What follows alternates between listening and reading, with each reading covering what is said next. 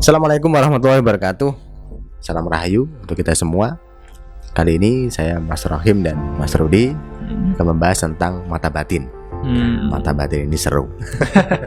Banyak yang penasaran. Oke, Nah, sebelum kita bahas, jangan lupa subscribe channel ini dan bunyikan lonceng.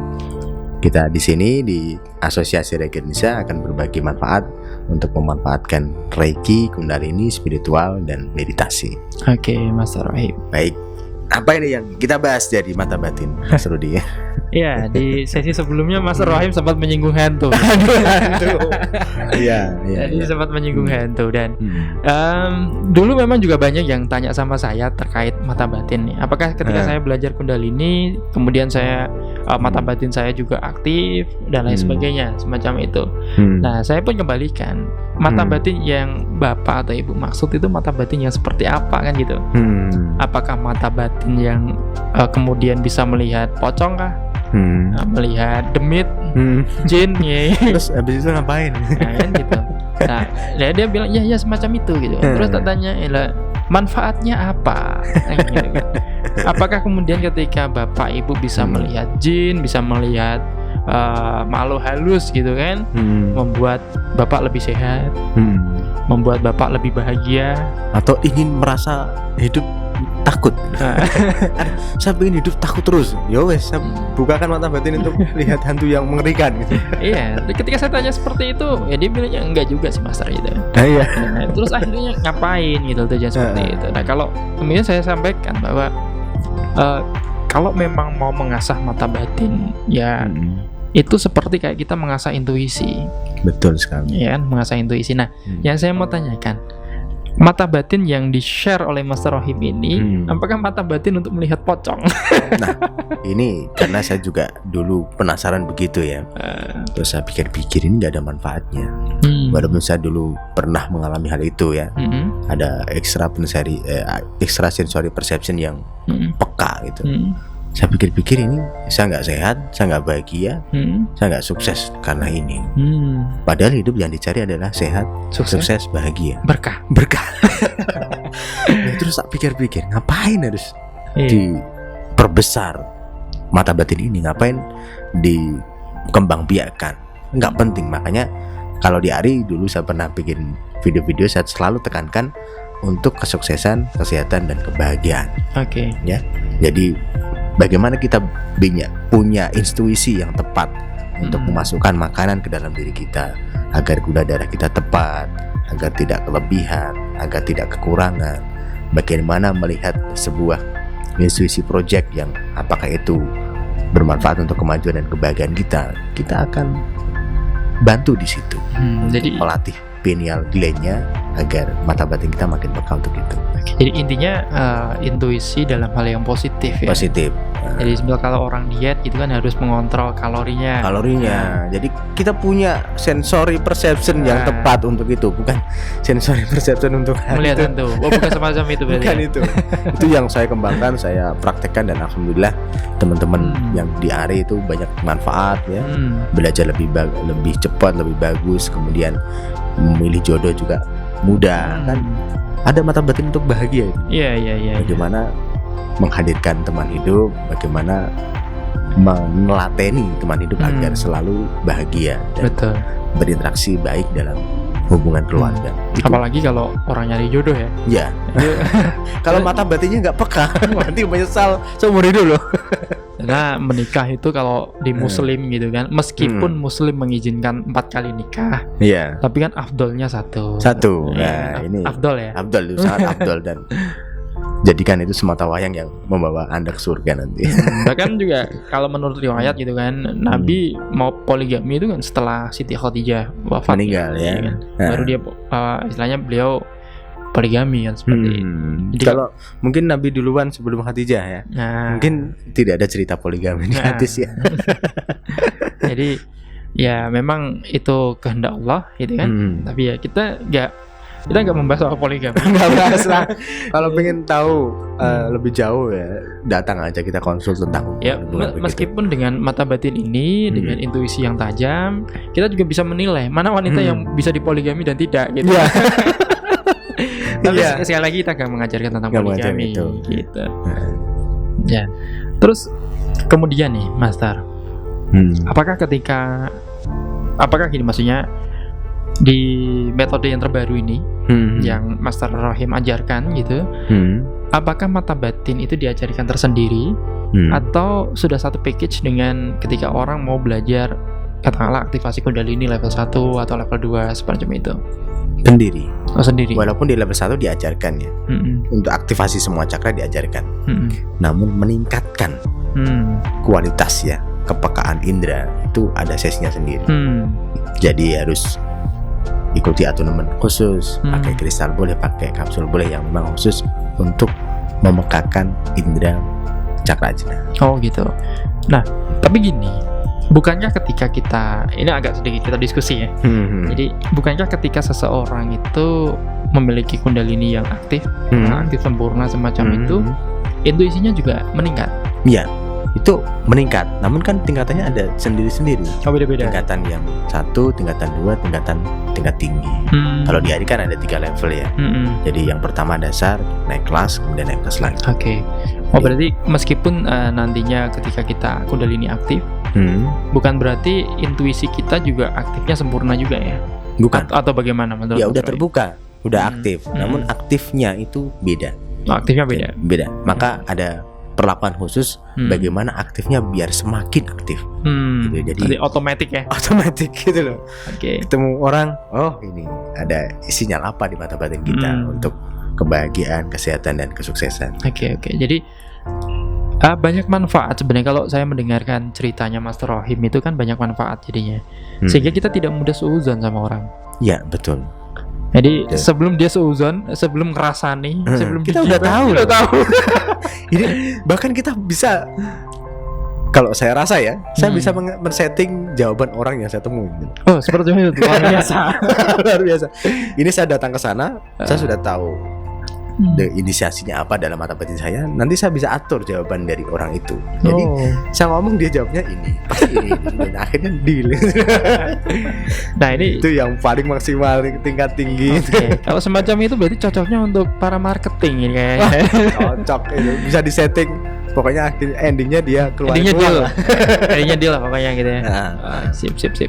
Nah berarti kan gini Master ya, meskipun gini, apakah ketika kita memanfaatkan, meskipun tujuan awalnya ketika orang itu belajar tentang mata batin ini, ibaratnya mengasah intuisi ini, tujuannya dia tidak melihat makhluk gaib, tapi apakah ketika dia sudah aktif sempurna, nantinya si mata batin ini, intuisi kita ini bisa, kata saking pekanya ya, itu bisa melihat makhluk gaib?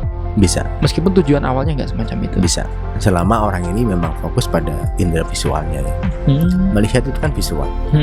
Di dalam diri kita, mata batin kita ada 5 panca indera.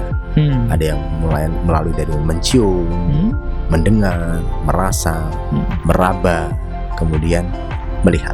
Oke. Kalau memang Anda memang orang visual yang sangat peka terhadap visual, ya akan terjadi itu. Ini seperti kemarin ada alumni yang datang dari NTT atau ke sana ya. Dia cerita karena sering berlatih visual ya. Dia pada saat mancing itu melihat seseorang yang awalnya tidak ada di situ. Dia tuh mancing di situ. Awalnya nggak ada mancing. Dia mancing sendirian istilahnya. Tapi tiba-tiba ada di situ. Tiba-tiba sampai dikucek-kucek matanya itu. Masih ada. Masih ada. Nah terus dia cerita ke saya, ternyata ini bukan yang saya berhalusinasi, saya mengalami imajinasi yang berlebih, tidak, tapi ini nyata. Saya lihat real. Ada hantu yang menurut ya sebutannya hantu ya, karena makhluk di luar diri kita itu tampak dalam visualnya. Sangat-sangat nyata ya. Tapi ketika kita punya backing meditasi Reiki Kundalini, dia tetap aman, tetap santai, kemudian tidak jadi takut, tidak jadi shock, grogi, kemudian ke bawah mimpi, enggak, santai aja. Karena itu mudah dinetralkan. Ya. Karena ya meskipun nantinya gini, ketika orang itu kan niat awalnya sih nggak mau untuk itu gitu kan, tapi kan mau nggak mau kalau itu terlanjur sensitif gitu kan, setidaknya meskipun dia nggak pengen, terkadang kan makhluk-makhluk semacam itu kan ya rese kan. Usil lah ya. Kayak kadang usil gitu loh. Ya pengen menampakkan dirinya, pengen menggoda dan lain sebagainya gitu. Nah kalau belajar di ARI dikasih backing ya, kalau saya biasanya sebut sebagai circle energi, yang kita punya pelindung, kita punya pengaman yang tidak terganggu dari hal-hal itu. Misalkan dia tampak, dia akan santai, mengganggu pun nggak bisa. Relax gitu ya? Ya relax. Kita setting kepada orang yang belajar ke ARI. Oke, jadi kalau gini Mas, kalau belajarnya di sana nggak tahu ya, mau dibiarkan. Gini. Ibaratnya gini, apakah ketika kita belajar di ARI ini, gitu kan, tentang mata batin ini, apa kita bisa, ibaratnya gini, kita bisa membentengi diri kita supaya kita nggak bisa melihat itu? Maksudnya, kita pengennya intuisi aja nih, Master nih. Saya nggak pengen nantinya saya bisa melihat hal-hal yang aneh, yang tidak saya inginkan. Bisa kan diniatkan dalam autonomi. Oh gitu. Langsung terjadi. Enak kan? Itu solutif. Kalau kata Butejo jadi orang yang harus solutif. Ya, sekarang masih viral dah ya? Kayaknya masih. Kayaknya masih. Ya, dia masih create movie banyak sekali. Oke. Jadi ya seperti itulah ya. Jadi mata batin ya memang begitulah ya Mas Rahim ya. Iya. Jadi ya yang penting kalau kita belajar jangan sampai kita salah gunakan lah. Betul. Karena cukup bahaya. Bahaya merugikan orang gitu lah. Iya. Dan saya sarankan kalau belajar, kalau sesuai niat saya ya, niat kami dari Asosiasi Raga Indonesia adalah untuk kesuksesan, kesehatan dan kebahagiaan. Kalau untuk selain itu jangan. Karena Anda ngapain harus mencoba sesuatu yang sudah dicoba orang lain? Tidak dapat manfaat yang besar dari situ. Jadi fokus, kalau orang pintar itu mencoba sendiri, kalau orang cerdas mencoba dari pengalaman orang lain. Nah jadilah orang cerdas. Oh ya, terus satu lagi nih, bisa hilang nggak ini? Atau bisa tertutup lagi nggak? Bisa kalau organnya rusak. Organ apa? Organ tubuhnya kah atau? Kalau organ tubuh rusak, mungkin cara respon tertentu ya, dari peraba, pendengaran tidak muncul, tapi batin tetap hidup. Oh gitu. Batinnya hidup. Terus tapi kalau nggak rusak ya tetap bisa sampai akhir hayat. Nah yang dimaksud Master Rahim rusak ini rusak apanya? Rusak organ. Oh, rusak organ tubuhnya ya. Misalkan orang melatih dalam penciuman, tiba-tiba fungsi penciumannya rusak. Ya dia tidak peka di penciuman. Tapi gitu. Batin itu, hati itu tetap bisa membaca. Oke. Jadi ibaratnya tertutup itu atau rusaknya itu atau terganggunya intuisi atau mata batin itu semata-mata fisik ya? Fisik, tidak menutup kemungkinan semuanya enggak. Oke. Nah, apakah karena perbuatan tertentu, katakanlah dia menyalahgunakan ini kemudian bisa menutup atau enggak? Iya. Perbuatan, perilaku, sikap, ucapan tetap mempengaruhi. Apalagi memang rusak secara kecelakaan, itu juga pengaruh juga ya. Oh gitu. Jadi karena di dalam tubuh manusia kan ada tubuh, ada jiwa, soul dan spirit atau ruh kundalini itu. Oke. Ketiganya harus dijaga, maka selalu saya sarankan dalam belajar Reiki Kundalini harus ada persiapan fisik, emosional, spiritual, itu harus disatukan. Tidak serta-merta saya hanya main di spirit saja, emosi nggak dibangun, fisiknya nggak dijaga, makan terserah ya, akhirnya ya rusak nanti. Oke, jadi mungkin itu yang mengakibatkan adanya sindrom ya. Nah karena tidak melihat dari sisi-sisi bagian tubuh ini. Nggak balance lah. Tapi kalau di ARI, insya Allah mudah balance ketiga hal itu penunjang utamanya. Dan ini saya lihat tidak ada kayaknya di asosiasi lain, di tempat belajar meditasi juga tidak ada begini. Kalau pas pesertanya datang punya masalah emosi, punya masalah jiwa, pikiran dan perasaan yang tidak stabil, dirilis dulu, itu jarang sekali, jarang diselesaikan di saat pelatihan.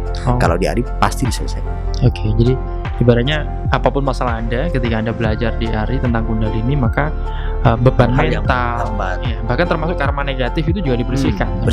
Langsung diselesaikan. Jadi habis itu plong, habis selesai belajar plong dan lega dan Anda lebih bahagia. Oke. Cukuplah. Terima kasih Mas Rahim ini. Oke. Ya, makin seru ya. Enggak terasa. Oke, terima kasih Mas Rahim. Sama-sama. Ya. Saya tutup ya. Ya. Oke. Terima kasih semuanya ya, yang belum subscribe silakan subscribe, dan semoga kita semua selalu sehat, sukses dan bahagia selalu. Salam Rahayu. Assalamualaikum warahmatullahi wabarakatuh. Waalaikumsalam warahmatullahi wabarakatuh.